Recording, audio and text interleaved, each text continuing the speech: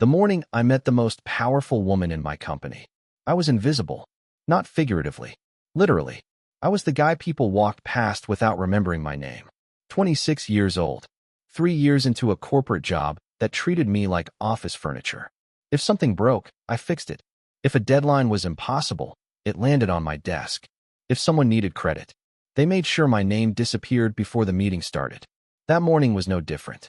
I was balancing 2 cups of coffee, my laptop bag digging into my shoulder, and a stack of reports thick enough to ruin my back before 30.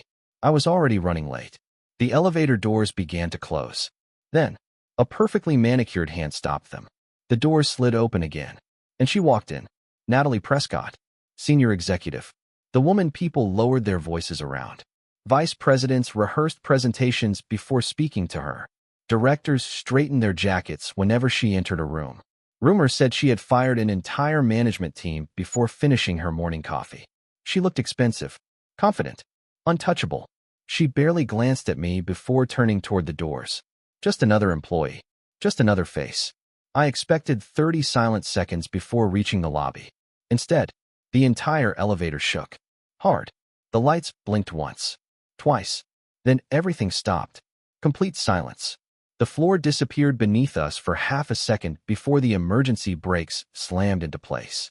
Natalie grabbed the handrail. I barely kept the coffee from spilling everywhere. Neither of us spoke. 5 seconds.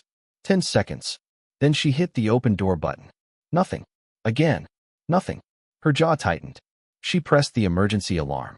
A harsh buzzing sound echoed through the tiny elevator before a bored voice answered through the speaker.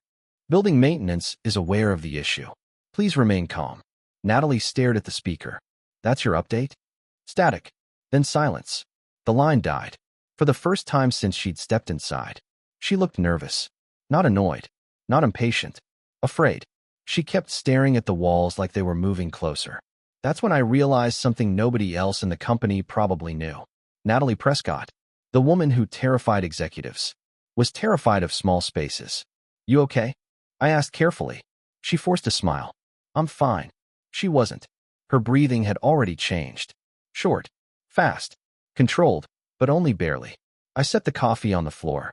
We've still got power. No answer. The elevator didn't fall. Still nothing. We're breathing normally. She looked at me. Actually looked at me. You sound very confident. I don't feel confident. I smiled. I'm just pretending until one of us believes it. For the first time, the corner of her mouth moved. Almost a smile. Almost. Minutes passed. Then more. 15. 20. 30. Nobody came. The air inside the elevator somehow felt smaller every minute. Natalie paced the tiny space over and over. 1 step. Turn. 1 step. Turn. She kept checking her phone. No signal. No messages. Nothing. Finally, she whispered something so quietly I almost didn't hear it. I can't do this. That sentence changed everything. Because it wasn't spoken by the executive everyone feared.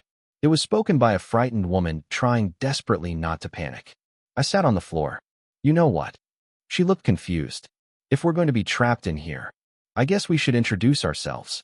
She actually laughed. A tiny laugh. Real. I'm Natalie. I know. That earned me my first genuine smile. And you're? Will. She nodded slowly. Will. You don't seem scared. I looked at the ceiling. Oh, I'm terrified. You are. Absolutely.